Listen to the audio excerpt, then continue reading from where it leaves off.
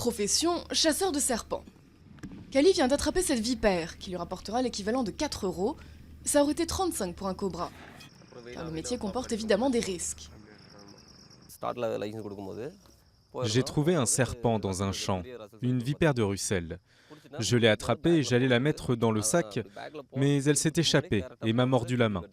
Ma main a commencé à gonfler et à me faire mal. Il y avait beaucoup de sang. J'ai dû aller me laver les mains avec de l'eau propre dans les environs.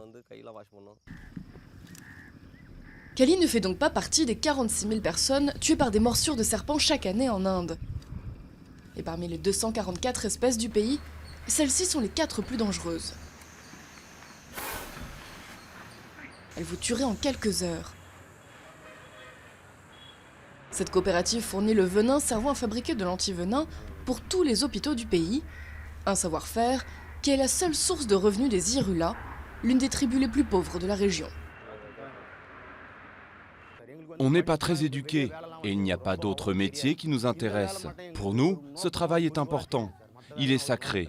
On ne sait rien faire d'autre, mais ça, on le fait très bien. Le venin de chaque serpent est extrait 4 fois pendant un mois avant qu'il soit relâché dans la nature. On injecte le venin à des chevaux. Ils fabriquent des anticorps qui sont prélevés et utilisés pour fabriquer de l'antivenin. Après que vous soyez mordu par un cobra ou un bongar indien, c'est le même antivenin qui est administré. Il n'y a pas de médicament différent pour chaque type de morsure, c'est le même antidote pour toutes.